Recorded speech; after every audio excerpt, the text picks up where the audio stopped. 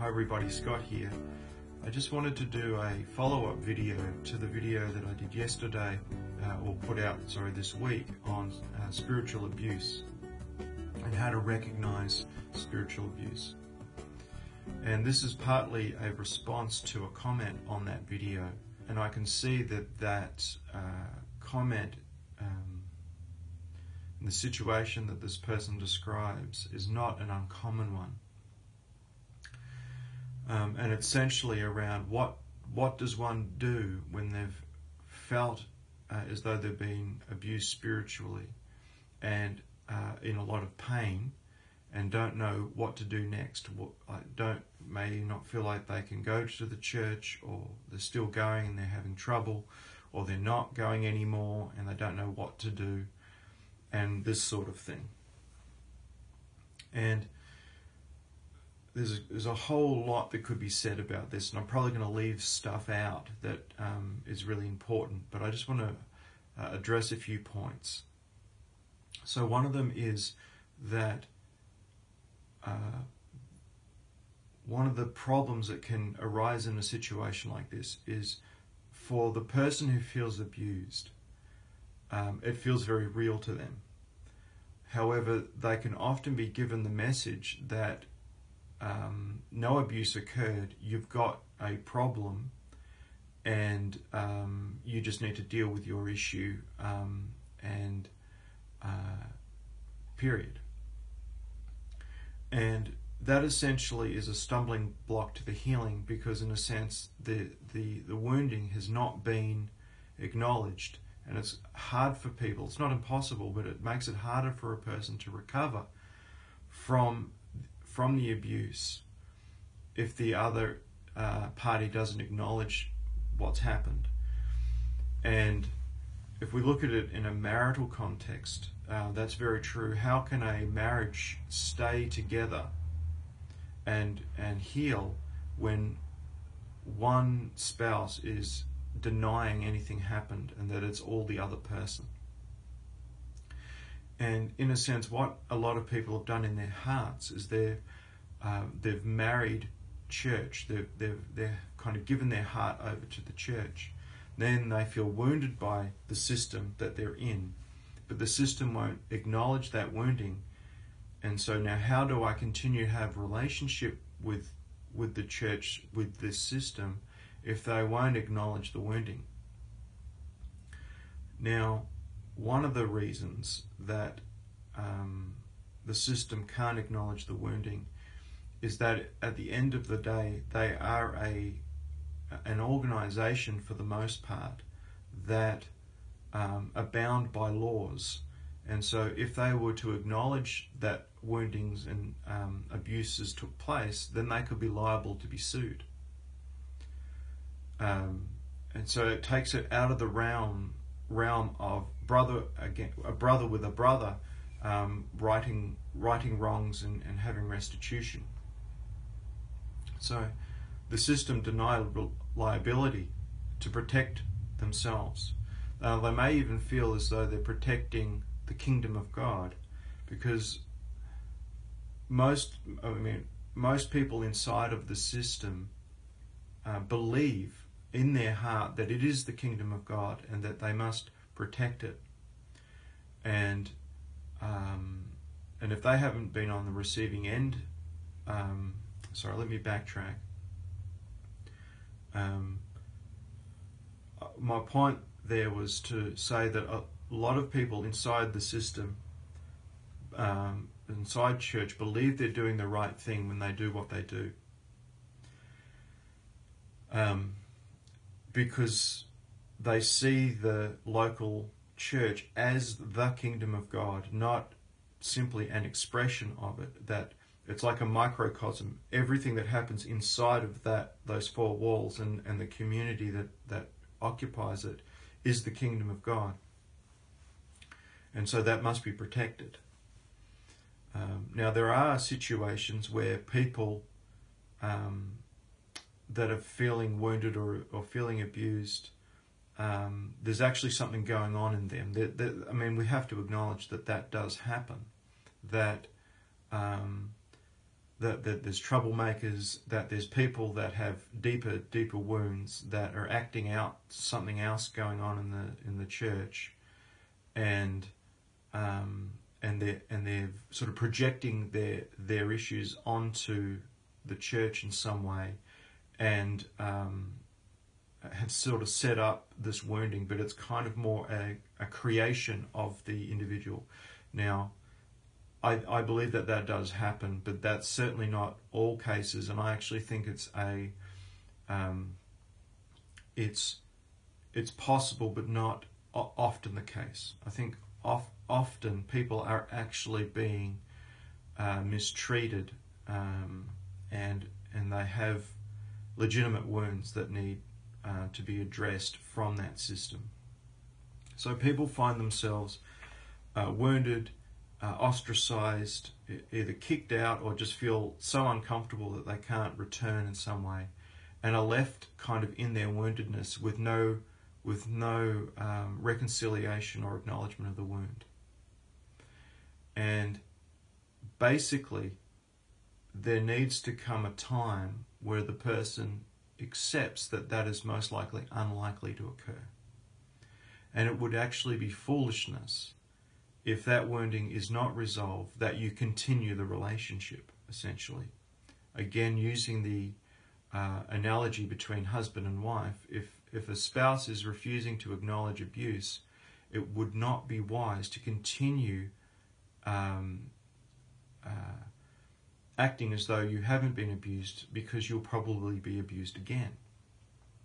And so it's similar between person and church structure. Can a person legitimately go back into that wholeheartedly and openly when they've been wounded and abused? The answer is no. It's not possible. It's possible to go back. It's not possible to go back open-hearted. And that makes sense. We've got to look after our heart. So it comes a time where I think one of the main points I want to make is that your wounding is real and it needs to be addressed. But there comes a time when we need to stop looking for that healing to take place from those that we feel have abused us in the system. And what happens for a lot of people is they get bound and lost, if you like, in waiting for that acknowledgement to occur. A big reason for that is a person believes or has doubt about whether their feelings are valid, because there's often a message of, if you're offended, if you're hurt or wounded, you have a problem. We don't have a problem, which essentially is shaming, like abusing the person and then shaming them in their abuse. And so a person outside of all of that can find it really hard to heal, because there's this doubt about whether it's them, or whether the issue is with them or with the other, in the sense of, is this really my issue? Like, have I just seen something and chosen to be wounded or hurt by it, or has a wrong actually been committed here that that needs to be acknowledged?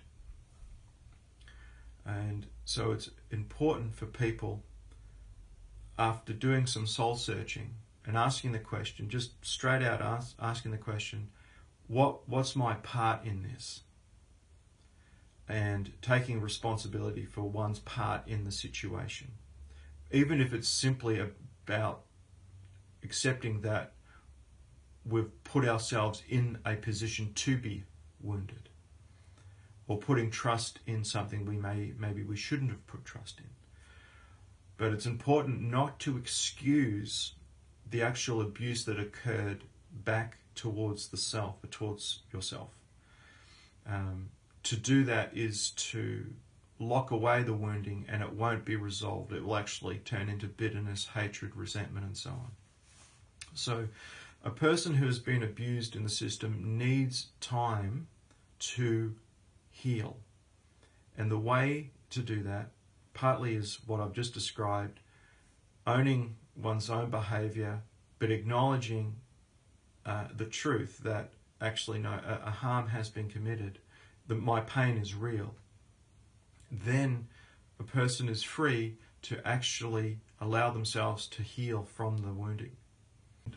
How that happens really depends on the person. It could simply just, well, firstly, it's actually about just feeling the pain in the sense of not denying it, not shutting it down, or not shaming your own pain, but it kind of allowing yourself to feel that legitimate wounding that's taken place. It's kind of the feeling of it is the healing of it. It's like, yeah, I'm going through a period of recovering from an abusive situation, and I need time to just allow that wounding to heal simply by letting it be felt. And it's not dwelling in it necessarily. It's not like building a nest around the abuse, but it's really about owning the pain and choosing to feel it in order for it to heal. And you can go through various stages of this. So one, it's common and normal and natural for a person to feel anger for being abused. Anger is a healthy emotion in that sense.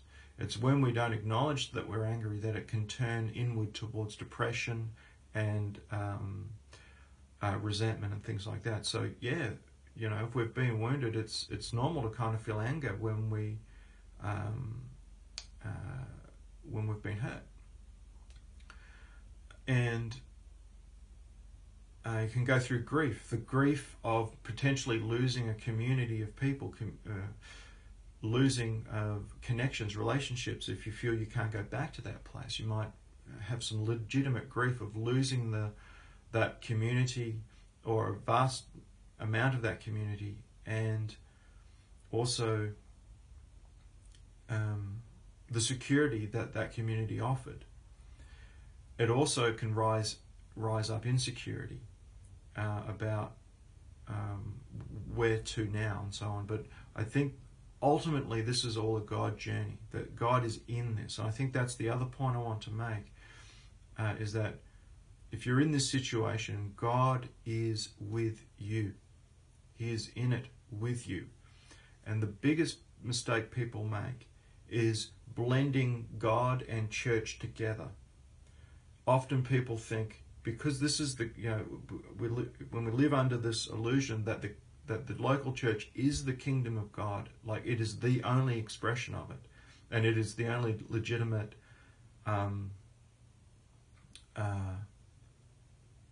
structure that can speak for it, then everything we hear in there, everything that happens in there, we think is a God thing, when a lot of it actually is probably not a God thing. It's probably just an organization control, organizational thing. So it's really important to separate the abuse and church and God. Really separate the two, saying, okay, the church is full of people. God hasn't abused me. People inside this system have abused me who are claiming to be Christ's representatives, and that God stands outside of all of that, in the sense of it's not happened by him, or people haven't done the abuse on his behalf. So it's really important to separate the reality of who God is and the reality of who church is, two very different things. And that could be very, and feel like a very offensive thing to say to people, but that is the reality, is that anyone can set up a church and say they're God's representatives. So it's really important to see that God stands outside of that whole thing, in the sense of he's not the abuser. And the reality is that God is with you in your recovery from what's happened. Now, it's not about whether you go back into a church or not. It really doesn't matter. It's really not the point. God is with you wherever you go. But in regards to spiritual abuse, it is about how to recover from it, which really is what this video is trying to address. So it's important to allow yourself time to heal from it. That might require talking it out. It might require counselling. It might require other ways of addressing the wounding. But essentially you need time to go through it. So there's grief. There could be a grief part of that journey. There could be an anger part of that journey. A sadness part of that journey which is connected to grief. A loneliness. Where is my community now? Where am I going to go from here? And other things, stress, anxiety, fear, all of these sorts of emotions can rise up in this sort of situation. And it's important, I think, to acknowledge that God moves in people's lives, whether they're in or outside of a church system or structure. Unfortunately, church systems and structures, there's this mindset of your spiritual walk is only valid if it's expressed or had sort of inside an authorized church structure, and that if you're walking with God outside of that, then something's not right about that. There's corruption in that. There's independence in that, and that's another thing that you'll be most likely be charged with, is having an independent spirit. And again, the reality is, just because one goes to church doesn't mean that they don't have an independent spirit. In fact, it is a way of having an independent spirit. Is if I go to church, if I attend a small group, or whatever you guys call it where you are, that smaller little clique of people that you meet with every week or fortnight, tithe my 10%. If I tick these boxes, then I'm in the kingdom of God. And the reality is we can do those things and be absolutely independent of God. But it looks to everybody as though we're not independent. So this whole issue of, if you're inside of church, you're not independent, and if you're outside of that system, you are independent, is just another form of abuse. Another way of trying to control people. The reality is, and it has to be acknowledged as truth, in my opinion, is that a person can be totally and utterly devoted to the Lord, walking with Him, living out of that relationship, and not attend a Sunday service.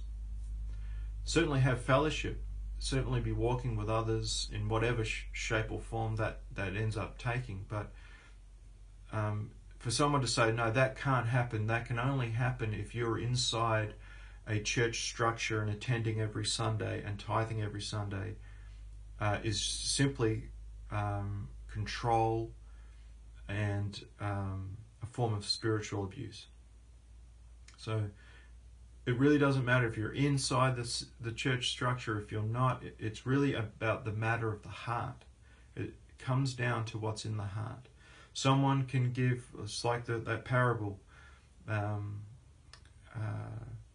can't quite remember it in detail, but there's that parable where that poor person gave what little they had, and that person was more blessed than the one who I think gave a whole lot, or was giving a lot of praise to God. And I think that's simply because it's not got to do with the amount of money. It's got to do with the attitude of the heart. That her heart was yielded to God. And that expression came out of what was in her heart. It wasn't the level of sacrifice of the actual coinage. So man looks at the outward appearance. God looks at the heart. And for a lot of people, the church structure and system creates a lot of bondage that ends up wrapping around the heart, that sort of keeps a person from growing. So for some people, not all people, and doesn't always happen, this is for some people. If they find themselves outside of the system, and I think, make a quick point that nobody really wants to find themselves outside of those systems. There is security there, there is comfort there, there is an easy community to connect with, and so on. So very few people want to find themselves outside of it. They want to become part of it. They want to be involved in it, or feel that they need to be involved in it. So people often just find themselves somehow outside of it. And so what happens for people is often if they find themselves outside of it, now their heart is more freer to actually do a God journey, in the sense of, God, deal with my heart. You know, and one can cease to try and find ways of striving to fit inside the system, or climbing the structure of the system, or trying to bend themselves around the doctrine of the system. And I'm more referring to that unspoken, the unspoken rules of the system that kind of cause people to hide the reality of where their heart's at, because nobody else is really showing where they're really at in their heart and with their relationship with God. So people finding themselves outside of that system, they can actually now are free to do a heart journey with the Lord, and have those areas of their heart dealt with from a God perspective rather than from a church perspective.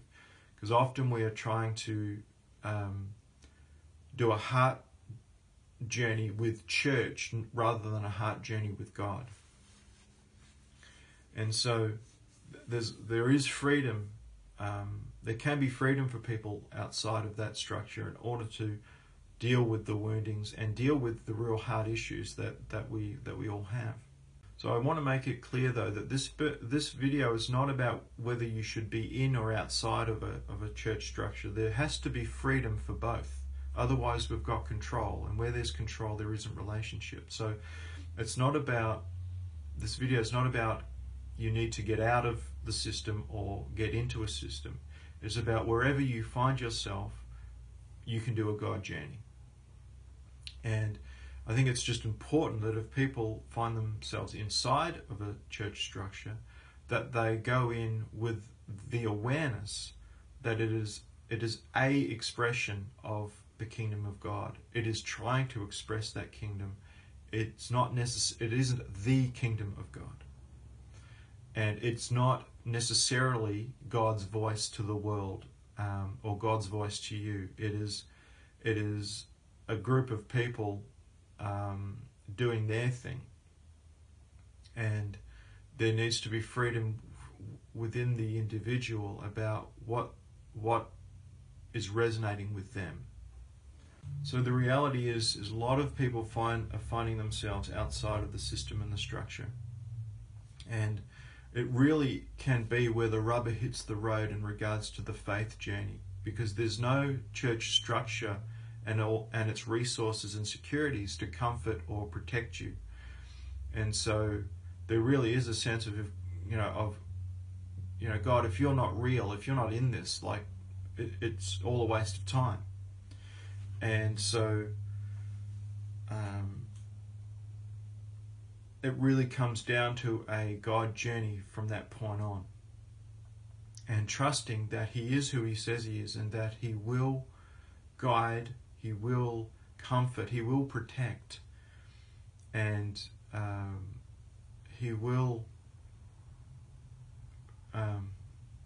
bring people into your world and guide this process. And it's really important. The whole judgment issue of not coming to a place of not judging those inside the system or even those outside the system. The judgment is what locks all of the abuse in. It's what locks us all into whatever we judge, essentially. So it's being open to choosing not to judge anything, taking judgment off everything. And that can be a difficult and confusing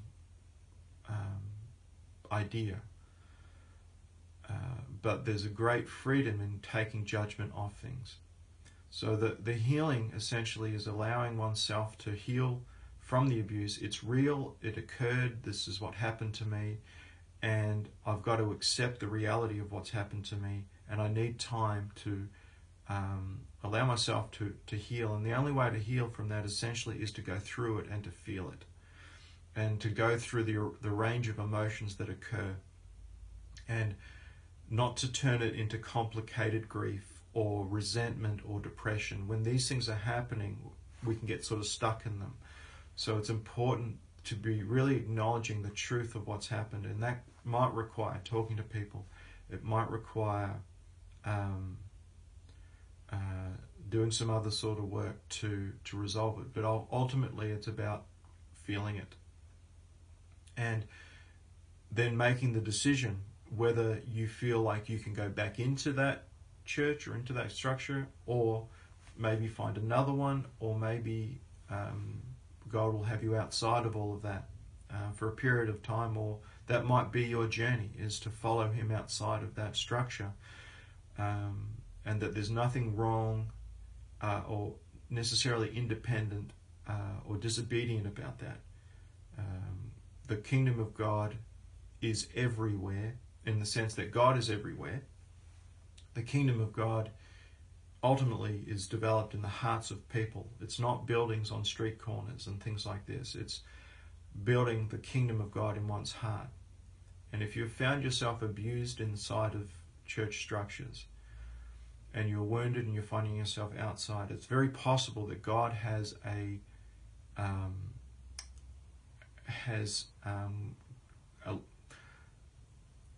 kind of allowed it, if you like, but he'll certainly use it in the sense of there was probably, like, he will guide you through and out of that into something more genuine for you.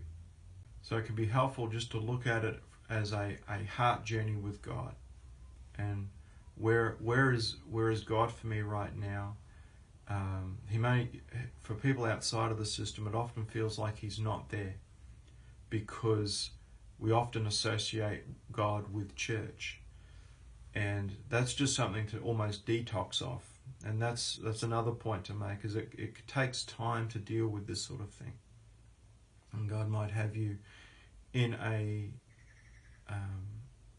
quieter zone or something like this for a time to work on your heart. So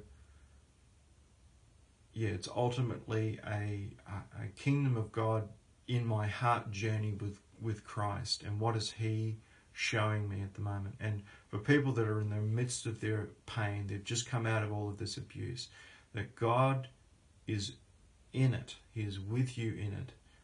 It may not feel like it, but he is there. He's really very much in the muck of the things that go on in our world.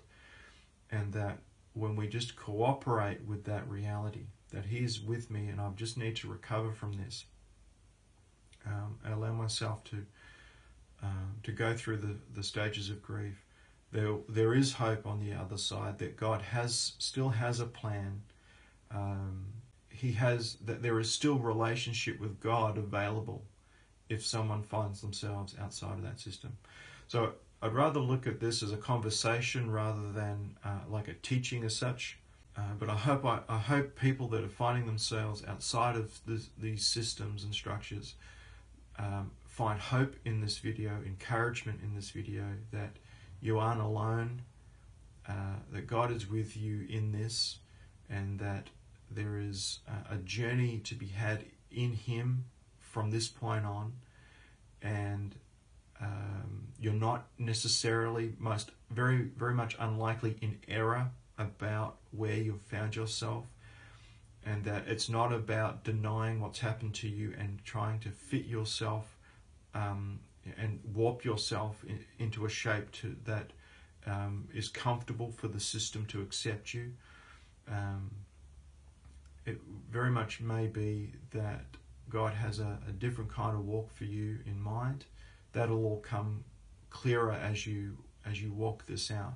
But just in closing, God is with you. Keep going. Allow yourself to work and feel the pain of what's happened for you, and it will come to an end, and there is a God journey for you now and in the future. So thanks for watching, and I'll see you in another video.